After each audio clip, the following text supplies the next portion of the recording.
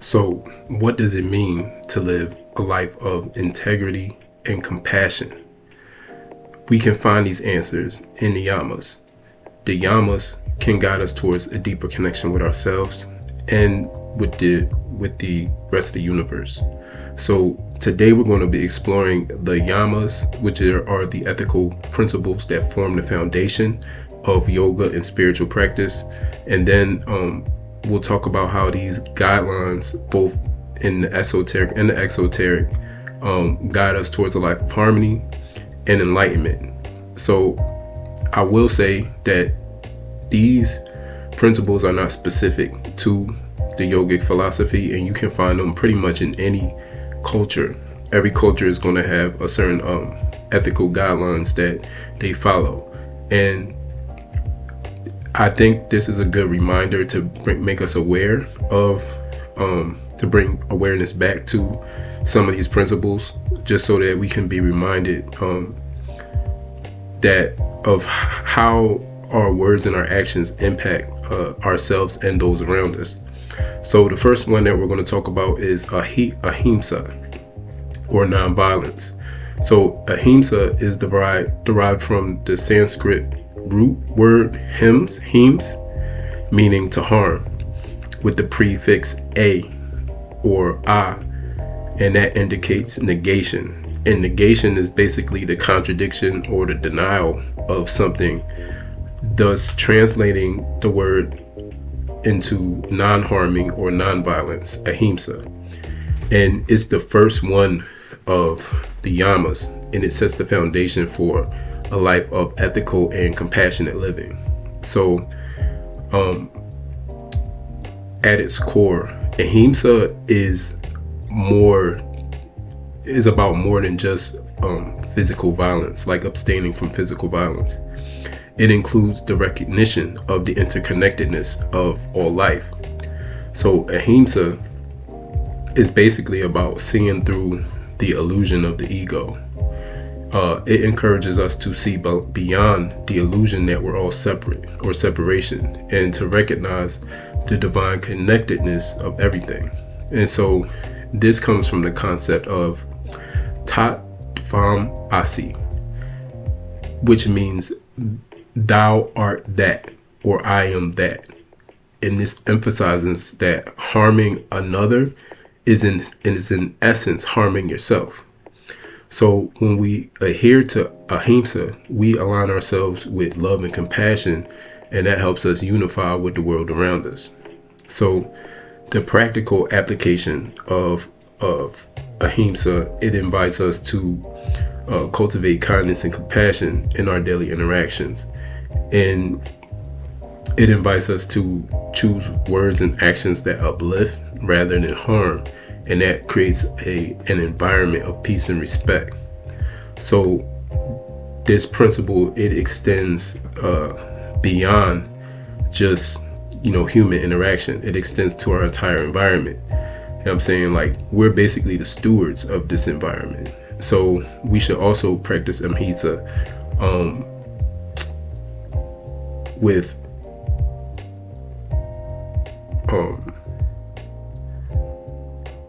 non-judgment and understanding. So when we contribute more to the harmony of everything around us, where empathy and compassion can be the guiding forces in our relationships. So in order to practice Ahimsa, we need to be aware and mindful. And we may not even realize this until we aren't being that way. Like, for instance, a lot of times when we do things out of anger, it's not till after the fact that we realize that we completely lost control, of ourselves. And the point of this is prevention, and to be able to think before we act.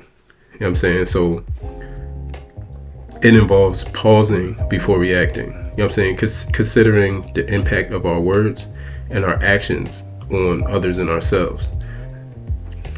And by doing this, we can avoid responding in aggression and we can seek peaceful resolutions when we choose to respond with patience and understanding.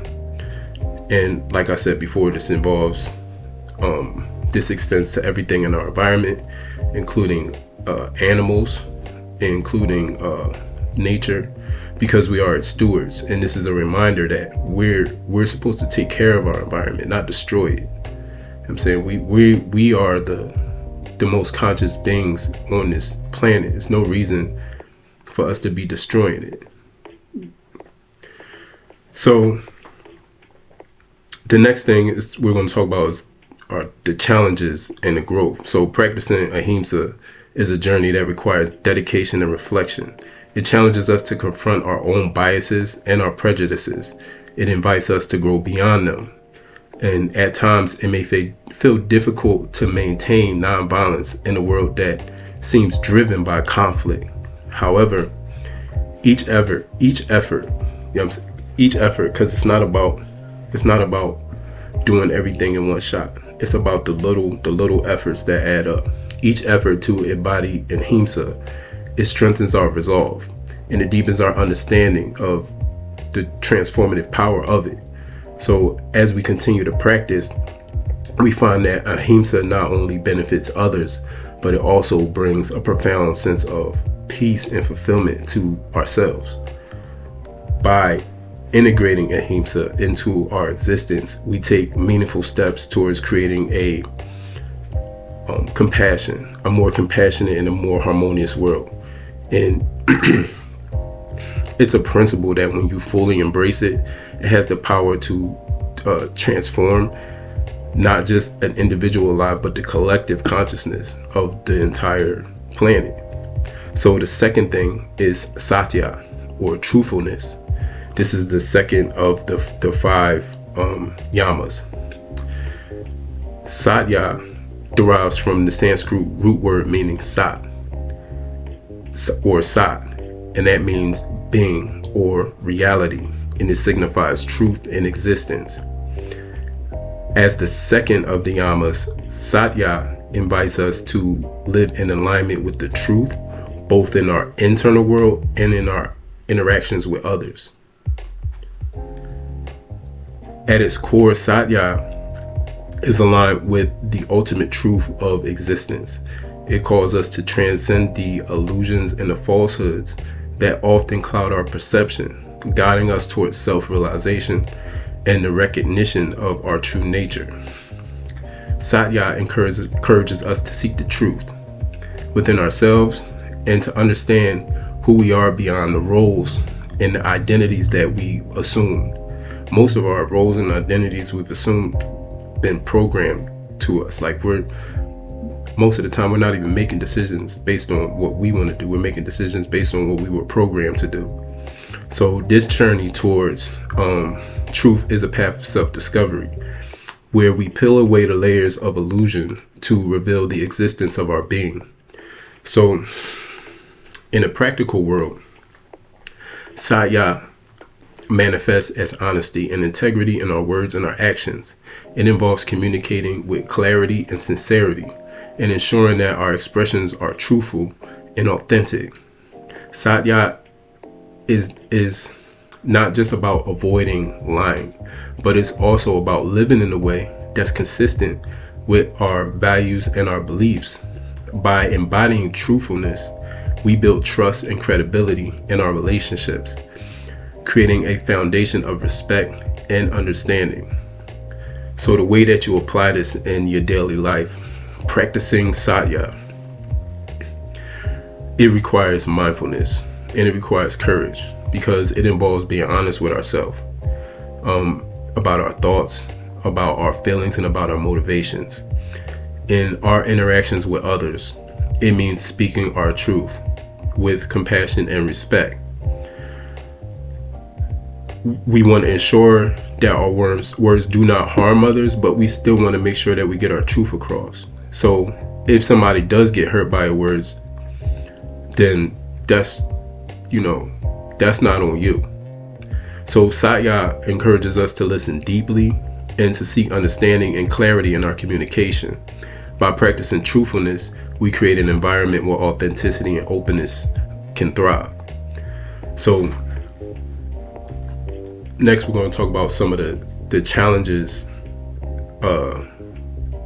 with trying to express Satya, especially in this environment. So hold on, y'all, give me a second.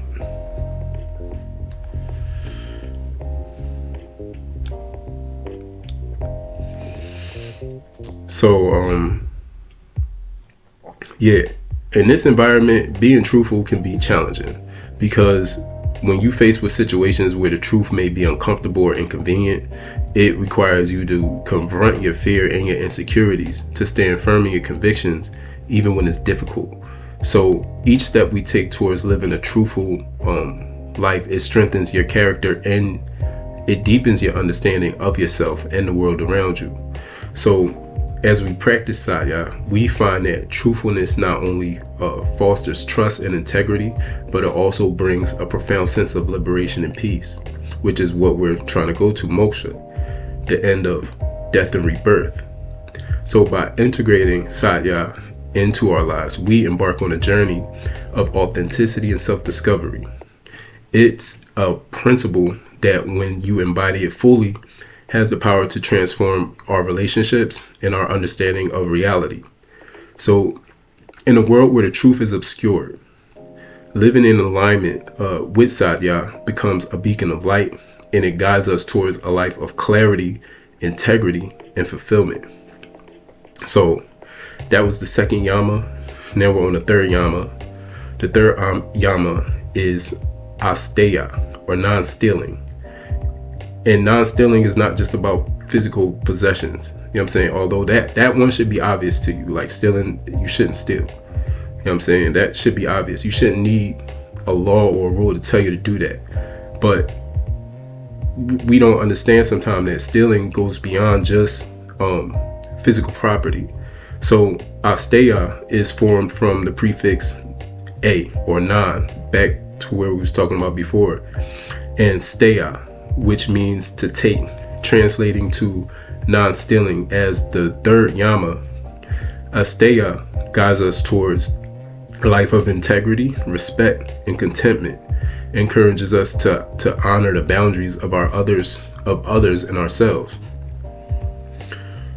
So on a deeper level, Asteya is about embracing the abundance that life offers and letting go of the illusion of lack.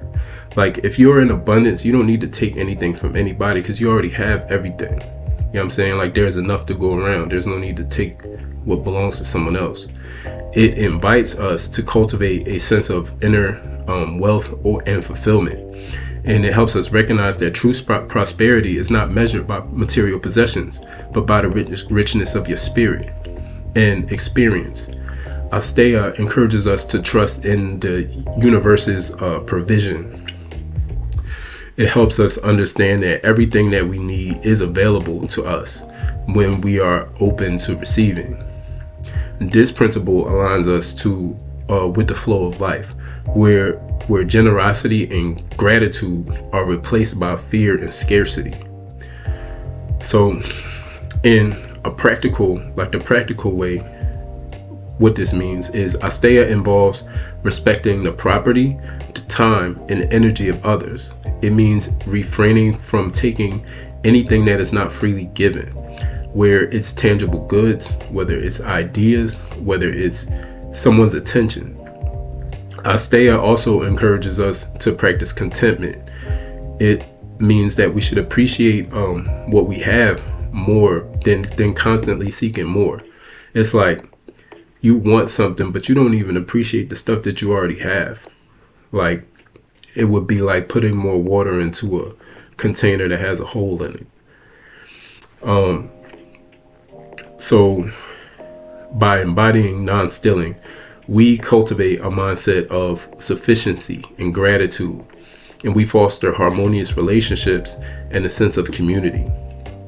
So the application in daily life of this is the practicing Asteya requires mindfulness and self-awareness. It involves examining our desires and our motivations and ensuring that our actions are aligned with our values of integrity and respect. So in our interactions, We can provide Asteya by being punctual, not wasting nobody's time, by honoring our commitments. Same thing, not wasting nobody's time, basically doing what we said we was going to do, and by giving credit where credit is due. And additionally, Asteya, it invites us to be mindful of our consumption and also choosing to live simply and sustainably, reducing our impact on the environment. Basically, not over consuming, taking what you need and leaving the rest. So, embracing Asteya can be challenging in a culture that often equates success with accumulation and ownership. It requires us to confront our own insecurities and fears of not having enough. And however, each step that we take towards practicing non-stealing, it strengthens our sense of self-worth and it deepens our appreciation for what we do have. So as we cultivate Asteya, we find that letting go of the need to possess, it leads us to greater freedom and joy. So by integrating Asteya into our lives, we embark on a journey of gratitude and generosity. And it is a principle that when embraced fully, we can transform our relationship with ourselves and the world, and it allows us to experience the abundance that is already present. And in a society that's driven by competition and consumption, living in alignment with Asteya, it can become a powerful statement of trust and contentment, guiding us towards a life of harmony and fulfillment. So the fourth Yama is Brahmacharya. And Brahmacharya means the right use of energy. Most people just relate Brahmacharya to just celibacy or sustaining your sexual energy, but Brahmacharya just means using your energy correctly. You know what I'm saying? Not using it excessively or just throwing your energy out there for no reason. You know what I'm saying?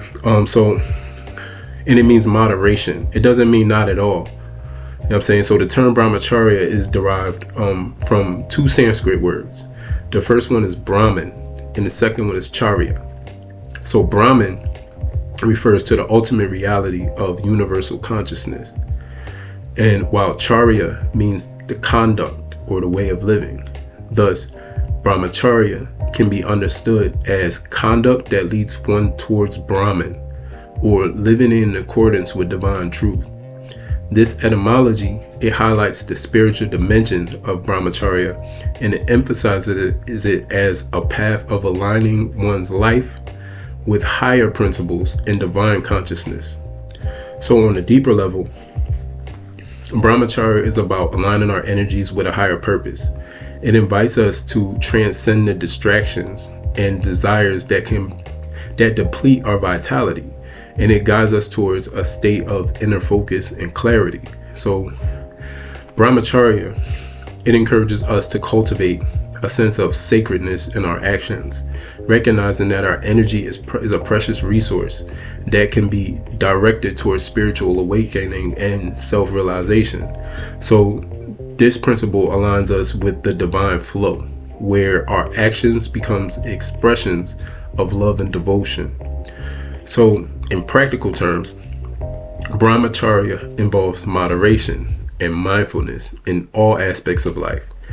It means being aware how we use our physical, our mental, and our emotional energy, ensuring that it's directed towards constructive and meaningful pursuits.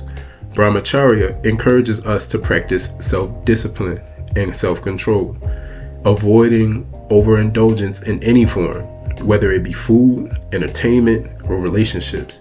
By embodying the right use of our energy, we cultivate a lifestyle that supports our well-being and our growth. So, application in our daily life would look like, first, being self-aware, because if you're not even aware that you're wasting your energy, you can't do anything about it. So just be aware of how you use your energy, you know what I'm saying, and intentionality. And this involves setting clear priorities and boundaries. ensuring that our time and energy are devoted to activities that align with our values and our goals. So in our daily routines, we can practice Brahmacharya by engaging in activities that nourish our mind and our body and our spirit, such as meditation, exercise, or any type of creative expression. And in addition to that, Brahmacharya also it invites us to cultivate healthy relationships where mutual respect and support are prioritized. So embracing Brahmacharya, it can be challenging in a world that's filled with distractions and temptations, but it requires us to confront our habits and our patterns by making conscious choices that support our highest good. So every step that we take towards practicing the right use of our energy, it strengthens our sense of purpose and it deepens our connection with our inner self. So as we cultivate Brahmacharya, we find that moderation and focus will help lead us to greater clarity and fulfillment. So when we integrate Brahmacharya, we seek balance and intentionality. And it's a principle that when you fully embrace it, it can transform your life and the life of the ones around you, and it'll allow you to experience life on a deeper level. You know what I'm saying? In a society this society is driven by instant gratification and excess. Everything is about now, and everything is about way too much. You know what I'm saying? We eat more than we should. You know what I'm saying? We intake more sugar than we should. You know what I'm saying? We indulge in sexual pleasures more than we should. Like, there's no incentive to manage your energy correctly. I mean, we spend too much, I mean, in areas that we shouldn't be spending. You know what I'm saying? Like, we need to be better managers of our energy. You know what I'm saying? So the last one, this is the fifth yama. The fifth yama is aparigraha, and it means non-possessiveness. And aparigraha is a Sanskrit term that's composed of once again a and graphia, which means to grasp or to seize, and that translates to non-possessiveness or non-greed. And this is the fifth and the final yama, aparigraha. It invites us to let go of attachment and to embrace a life of simplicity and freedom. So on a deeper level, aparigraha is about releasing the grip of attachment to material possessions and relationships, and even our own identities. That's the hardest one. The hardest one is letting go of old parts of yourself and habits that you've done for so long. Like, when you become aware of certain things that you've done for so long and you go to change them, they're gonna fight hard to stay. Like, they not gonna want you to change, because you changing means they have to die. So it's literally a fight. But at the same time, this fight doesn't have to be like all at one time. Just like bad habits aren't built overnight. You know what I mean? A bad habit started as a one-time thing, and then it became a pattern. So the same thing, to reverse the pattern, is you gotta start small. You know what I'm saying? And build those small habits over time, and they'll grow.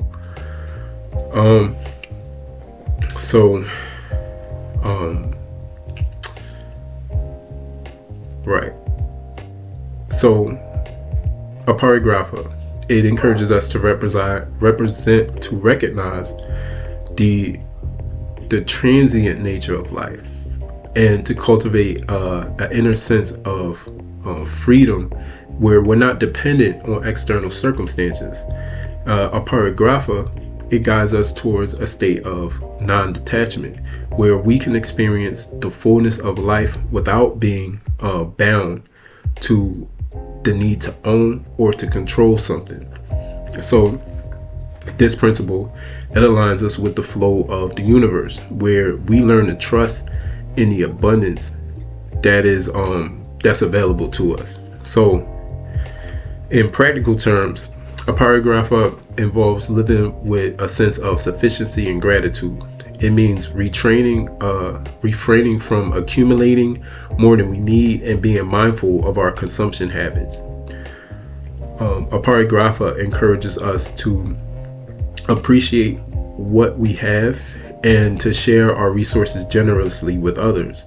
So by embodying non-possessiveness, we cultivate a mindset of abundance and contentment, fostering a sense of community and interconnectedness. And as you can see, some of the principles from each of these 5 overlap. When we talk about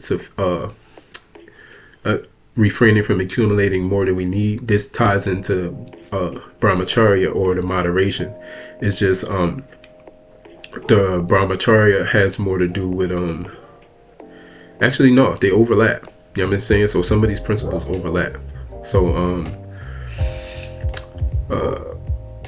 so practicing aparigraha in life, it requires mindfulness and intentionality.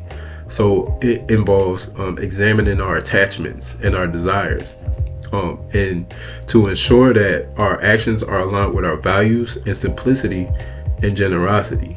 Basically, you don't want to be acting from attachment. You know what I'm saying? Because say for whatever reason that thing leaves, your values go with it. Like your values should stand whether you have that thing or not. You know what I'm saying? So in our daily routines, we can practice aparigraha by decluttering our space. Yeah, that's a big one for me. I have this tendency to sometimes be trying to work in a cluttered space. Yeah, that's what I gotta work on.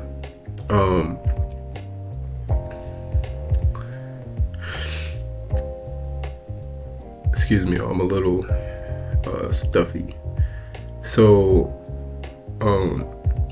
by simplifying our lives and also focusing on the things that truly matter. Additionally, a aparigraha, it invites us to cultivate a spirit of gratitude and appreciate the present moment and the gifts that the present moment is bringing. And you'll realize that a lot during meditation. Like during meditation, you'll have to constantly, for me anyway, for right now, because I'm getting better, but you'll have to constantly bring yourself back to the present moment. Like I was doing when I'm doing candle gazing. Candle gazing helps with your concentration. While I'm literally just, and I love it because it's a simple exercise to focus your concentration, because you'll notice that while you're staring at this candle, you'll start thinking of stuff, and you constantly gotta take your mind and say, hey, we're not thinking about that right now, we're focusing on this candle. We're focusing on this flame. You know what I mean? And every time you do that, you strengthen your conversation. Every time, it's not about so much staring at the candle, it's about when those times when your mind starts to wander, you bring your mind back to concentrate. So embracing aparigraha can be challenging in a culture that often equates success with accumulation and ownership. It requires us to confront our fears of scarcity and insecurity and make conscious choices that support a life of joy and freedom. However, each step that we take towards practicing non-possessiveness, it strengthens our sense of inner peace, and it deepens our appreciation for the richness of life. So as we cultivate aparigraha, we find that letting go of the need to possess leads to greater liberation and fulfillment. So when we integrate aparigraha into our lives, we embrace simplicity and liberation. And remember, that's what this whole thing is about: liberation from the life from death and rebirth. It is a principle. When you embrace it fully, it transforms our relationship with the world, and it allows us to experience the beauty and the abundance that's already present. In a society that's driven by consumerism and attachment, living in alignment with aparigraha, it becomes a powerful statement of trust and freedom, and guiding us towards a life of harmony and fulfillment. So these yamas, they're not just ethical guidelines. They're a path to inner peace and enlightenment. And by integrating these principles in our daily lives, we can cultivate a deeper connection with ourselves and with the world around us.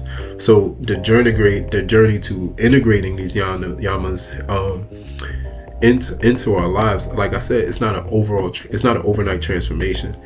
It's an unfolding of your potential by small steps. You know what I'm saying? So each one of these principles, when you practice them with attention and awareness, they can help you more towards that state of enlightenment.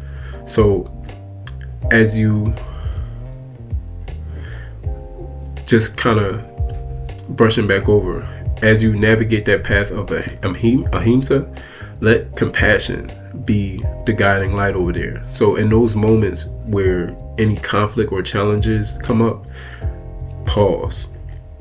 You know what I'm saying? And breathe. Allow kindness to guide your actions. You know what I'm saying? Do your best not to act out of anger. Like, if you notice, when you're in a state of anger, you're not even thinking. You know what I mean? Which is most of the times when we do things out of anger, we regret it afterwards because we wasn't thinking. So take that time before you act. And this is easier said than done. Most of the times when we get angry, it's probably seconds before we go from anger to action. So it's in those seconds where you can stop yourself from doing something that you possibly didn't want to do. So every step that you take is realigning you with the harmony of the universe. So your journey towards embracing Ahimsa is not just about, like I said, refraining from physical harm, but it's also about cultivating a heart that radiates love and understanding. So when you find yourself in the realm of Satya, let truthfulness be the mirror reflecting your authentic self. In this world where illusions replace reality, your commitment to truth, that becomes your beacon of clarity. You know what I'm saying? By aligning with truth, you not only honor your own integrity, but you also inspire others. You know what I mean? And I've seen this. By you acting with integrity, you know what I'm saying, by you being honest, you'll make other people want to do that. You know what I'm saying? Like, I've seen it. And the most important person to be honest with and have integrity is not about everybody else. You got to be honest with yourself and about what values really mean to you. And if there's anything that needs to change, then you know you need to change it. You know what I mean? And that nobody's going to change it for you.